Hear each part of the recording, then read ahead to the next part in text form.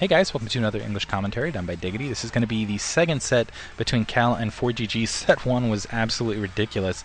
I have no idea how Kal pulled that out. Forgg, I really felt like he did everything right, but Kal just outplayed him, and that's got to be devastating going into the second map. We'll see if his confidence can basically cope. Looking a little bit, he's got kind of the CJ face going there. Although is Forgg a CJ player? I think Forgg is KTF, isn't he? I'm going to look that up right now in the meantime. No, he's Leecaf. That's what it is. He's Leecaf. But still, man, he's a solid player against Protoss players. I actually wanted to talk about that set 1, but the game just got underway so fast. Both these guys are pretty close to number 1 in their respective matchups. Kal is an absolute Terran killer. He's in 70% range as far as his win-to-loss ratio there. Forgg not too far off. I think he's at like 68 or something versus Protoss. So both these guys, this is basically at the top of the game. So as far as seeing the matchup as race versus race at the higher level peak, this is really one of the classic. This is probably the best matchup we could ask for as far as Protoss versus Terran, I think. Obviously, you could have Flash versus whoever, and Flash is obviously also a Protoss killer, but I don't think he's known for being awesome across the board. I don't think he's known for being particularly awesome against Protoss players. Forgg, his other two matches, just not all that spectacular, but versus Protoss, just absolutely stellar. Looks like Kal getting that first gateway down. This map is Athena. And I think scouting is very important on this map. There's another expansion to about the 5 o'clock location. There's also 3 expansions in the middle of the map that have 2 ramps, and I think siege tech can be a big role in this. There's also kind of a mineral. I think there's expansions. I'm trying to remember the map artifact properly, but I think there's also expansions to about the lower 9 o'clock position, so about the 8 o'clock position as well. And also on the opposite side, about the 4 o'clock position, there's middle expansion as well as the 12 o'clock expansion. There's another expansion there. So I know that's difficult to visualize here if you haven't seen this map before. But the point I want to make about Athena is that one, siege can be really big, especially if Terran can establish themselves in the middle of the map, but also troop movement is really huge. You can move troops all over the place. There's so many different routes you can take in this map. That basically, because of that dual ramp thing, because of the map artifacts and the dual ramps, there's one ramp you can see, basically you can go up and down the other side. You can take so many routes to your enemies, and so I think scouting is really big, and I think vultures actually are pretty effective because they can go basically about 5 or 6 different ways to your enemy's base. So I would not be surprised to see Forgg go for some vulture tech later in the game. They don't have as much room to maneuver around, but they just have a lot of routes and speed they can go. And Forgg just managing to get that SCV scout in past that zealot, so he's going to get an eye out and see that. First of all, he knows Kal didn't go for that fast expansion. I would not be surprised if he went for that fast expansion, if he just puts down that machine shop, goes siege tech, and then establishes and kind of sieges at the corner, kind of the standard Terran fast expand. That's what I'm actually expecting out of him on this map. But really, I think what's going to be key is who can scout where. And sorry, again, if there's ambient noise. I think there's a jet that's about to go overhead and might drown out my voice or not. I'm kind of recording in this new style in Audacity to get better audio quality, but at the same time, I catch a lot of ambient noise. So if, like, say, ambulance goes by or a fighter jet goes over my head, in San Diego, there's a lot of Air Force bases, or not Air Force, military bases around the area. Special shout out to anyone listening in Iraq or any military personnel that are listening to this. You guys have a special place in my heart. My dad was I'm an Air Force brat. My dad was in the Air Force. And I know you guys sacrifice a lot, which is absolutely huge. So special shout out to you guys. But yeah, so if the jets go overhead, sorry about that. And getting to the game, it looks like we are going to see a fast expansion for Forgg. Looks like he's taking up getting that Dragoon range, and now he's got the robotics facility. I would be very surprised he's getting that second gateway down now as well. I would be very surprised if he did not go for an observatory here, because again, I think those observers out in the map are just absolutely key. Not just for your usual scouting, because he's going to have to get that scout, because that zealot was sent home without any information. But I definitely think it's important because, yeah, just so many places you can send those vultures, so many places where troops can kind of push across the map. And Forgg, honestly, I would not be surprised after. It looks like he's going to float that command center out, going to build it inside and then float it out there. If Forgg does manage to get tanks out in the middle of the map, if it comes into a long economic game, I think Forgg will have the advantage here. Kal looks like he might be producing a drop shuttle alongside, because I don't see that observatory up. So he might be producing a shuttle first, but going for some sort of drop here.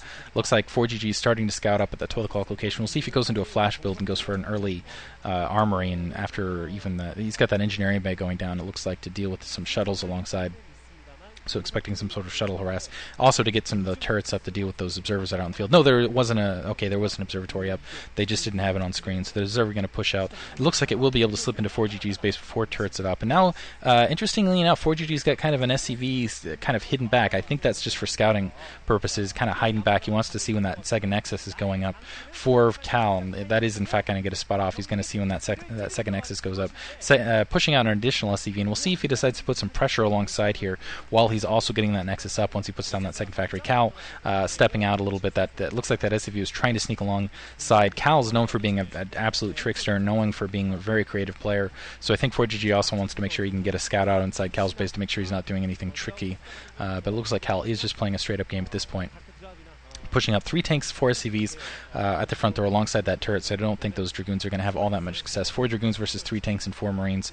Yeah, not a good situation for them. It looks like Siege Tech is being upgraded alongside. I'm surprised Siege Tech hasn't been upgraded already, actually.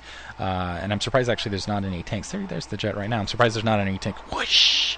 Surprised there's not any tanks in the upward position. That command center now being pushed out and SCVs being transferred alongside Observer in the meantime in that position. See, you can see a lot of the Observers being produced. Wow, Kal going to push in with this attack force. Going to be able to just run into the gap, as you can see, and the SCVs coming off the line to assist in defense here. That Dragoon and that initial Zealot's been taken down. The tank now being sieged in the background. I think if he had been established that siege position initially, he would have been okay, but with just the unsiege, that Kal can push into that, and SCVs do have to come off the line. Kal, in the meantime, expanding to the 9 o'clock position. He's going to get an additional expansion up, so going to take a slight economically. The question is for how long. Nice maneuver there by Kal. Looks like an engineering bay floating up to that upper left-hand corner, just in case Reavers were coming or dropships were coming alongside. Now Kal transferring that initial troop. So Kal's definitely thinking about making this a longer economic game.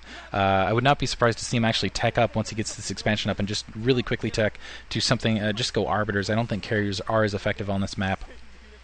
Just because, well, first of all, there are a lot of map artifacts out in the area, but I still think there's a lot of areas where Goliath can simply get around and get to them, and you can pin carriers in very easily because there's not really inaccessible areas. And the robotics facility going up in the meantime, and blocking that ramp against those vultures, as you can see. So Kal very concerned there, and it's interesting he's putting on the front door, and because it's somewhat vulnerable there. Forgg now starting to push out, but as you can see, that Observer absolutely pinned to it, which is absolutely, like I was saying, that is going to win Kal this match. If he can keep an eye on where Forgg is moving his troops, or where and when. It looks like Forgg is actually going to go up for a counter push right here, but since Kal's got that scouting information, he is going to be able to anticipate this and push out. He's going to pick those SCVs off before they're even established, and now, as you can see, Forgg is going to have to turn around and be sent home. He's got to get rid of those observers that are going alongside his. I don't even know if he realizes it. I don't know if he would have pressed that in the meantime. 2 more gateways going down for Kal. 3 gateways going down additionally for Kal. So he's going to go up to a 4 gateway count. Looks like he's waiting to put down another one additionally.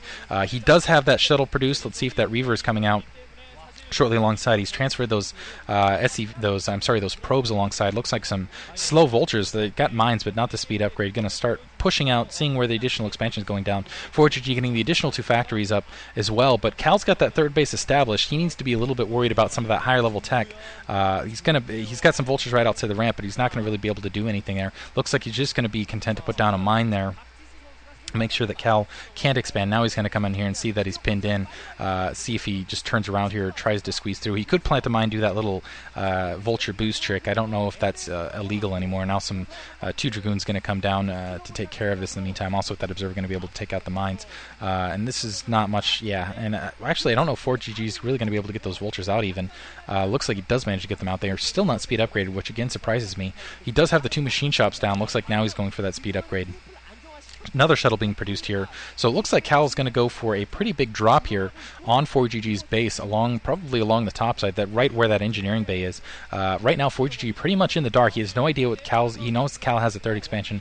He knows that Kal's a robotics facility, but otherwise kind of doesn't really know what's going on. As you can see, he's getting some turrets up to deal with those Reavers should they come. It looks like a pylon just out that 12 o'clock location. I don't think to really establish anything. I think just for scouting purposes to see where Forgg was going to go for additional expansion. So Kal trying to contain Forgg at this point with just kind of pure troops and maybe some Reaver harasses, and again those observers really going to be effective in doing that. As you can see, he's got observers at the really key locations right outside Forgg's base, and also I think to the, actually no, I'm sorry, that's Forgg's mines, but he's got that pylon to the north basically for troop scouting. And now he's got a really good sized force out. I think he's pretty far ahead of Forgg as far as pure troop count goes, and getting 2 more gateways down, so he's just going to do a brutal ground attack here and just try to out macro Forgg, and he's in a good position to do so. He's getting that speed upgrade for those ults as well. Forgg really hasn't done a lot as far as any sort of vulture harass has gone.